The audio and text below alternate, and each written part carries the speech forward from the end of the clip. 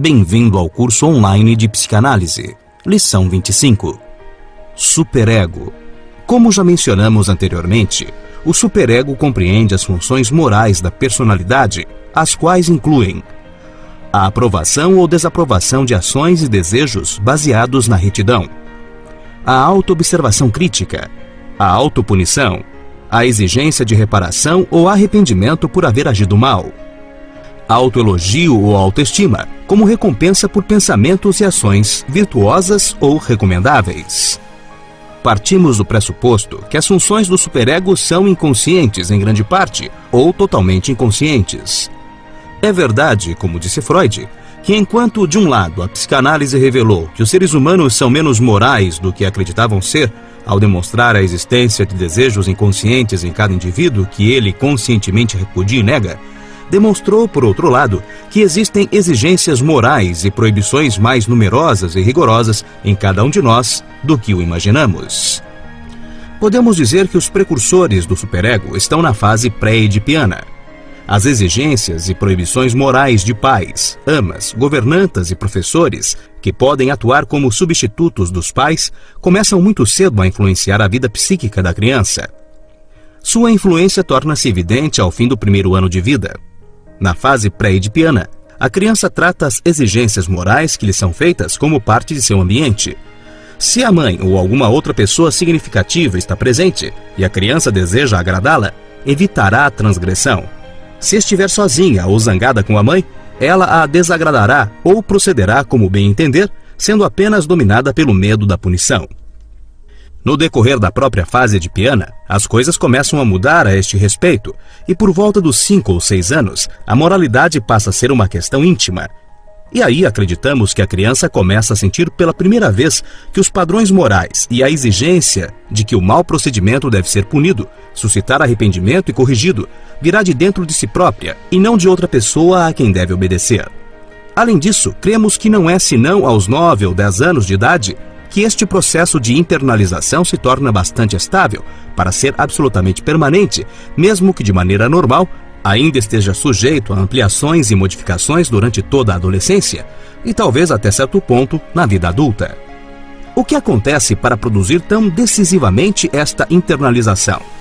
Tanto quanto sabemos, à medida que abandona e reprime ou, de qualquer forma, repudia os desejos incestuosos e homicidas que constituem o complexo edipiano, as relações da criança com os objetos desses desejos transformam-se, em grande parte, em identificações com os mesmos.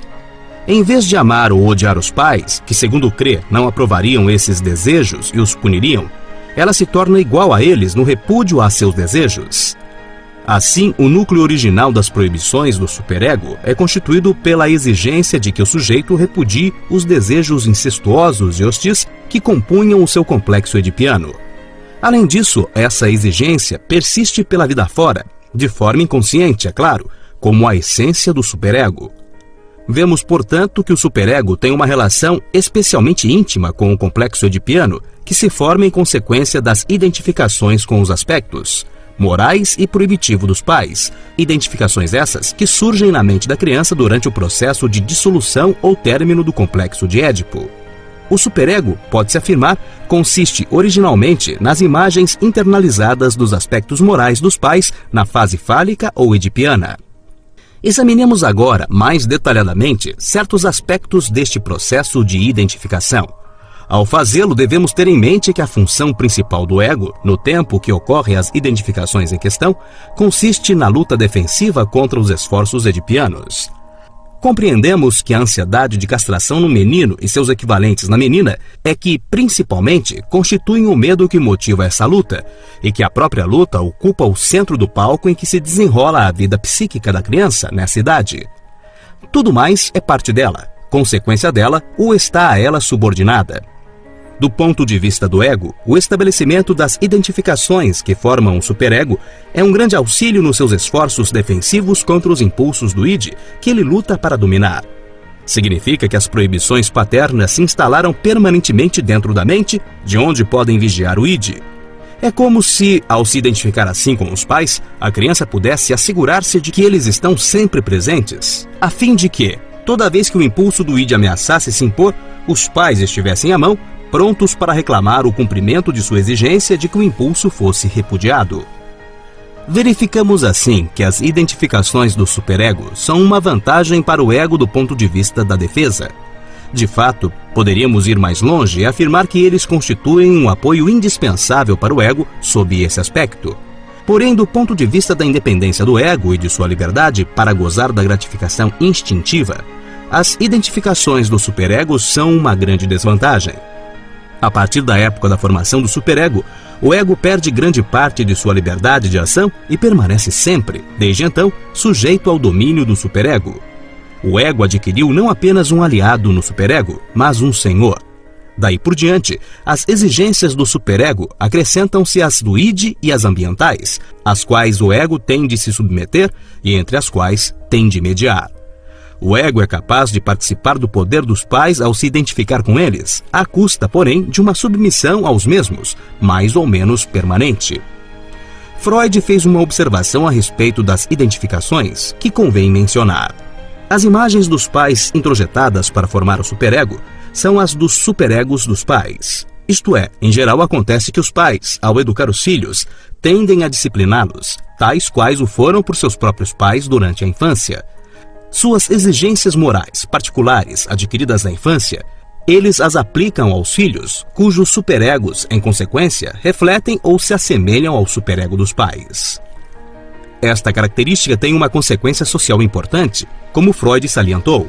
Acarreta a perpetuação do código moral de uma sociedade, a qual é em parte responsável pelo conservadorismo e pela relutância em mudar demonstradas pelas estruturas sociais.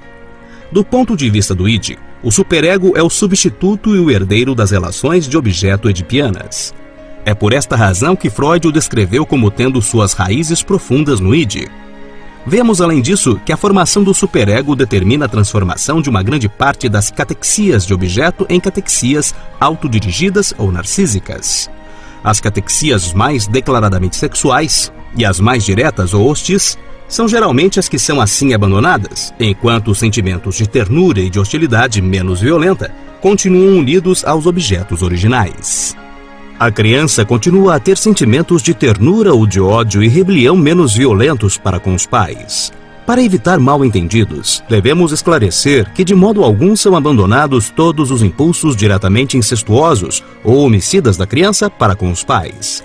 Ao contrário, pelo menos parte deles, e em muitas pessoas, talvez mesmo em sua maioria, grande parte deles é reprimida ou barrada. Essa parte continua a viver no id como qualquer outro desejo reprimido, ainda dirigido para os objetos originais e impedida de se expressar abertamente em atos ou pensamento e fantasias conscientes, apenas pela constante oposição das contracatexias que o ego lançou contra ela. No entanto, esses desejos edipianos, com suas catexias, não contribuem para a formação do superego.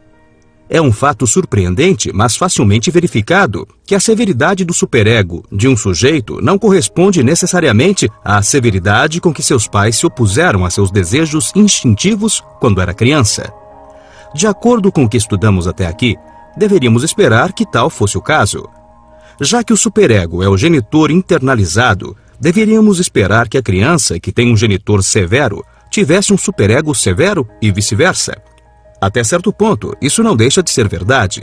É muito provável que ameaças diretas de castração feitas a um menino durante a fase edipiana, por exemplo, ou ameaças semelhantes a uma menina da mesma idade, levem à formação de um superego indesejavelmente severo e, em consequência, a uma proibição igualmente severa, indesejável da sexualidade ou da agressividade ou ambas na vida ulterior. Parece, contudo, que outros fatores, além da severidade do genitor, desempenham papel predominante na determinação da severidade do superego. O principal parece ser a intensidade do componente agressivo dos próprios desejos edipianos da criança. Em linguagem mais simples, embora menos exata, podemos dizer que é a intensidade dos próprios impulsos hostis da criança para com seus pais durante a fase edipiana, o fator principal que determina a severidade do superego, e não o grau de hostilidade ou de severidade dos pais em relação à criança. Em breve, nos encontraremos na lição 26. Até lá!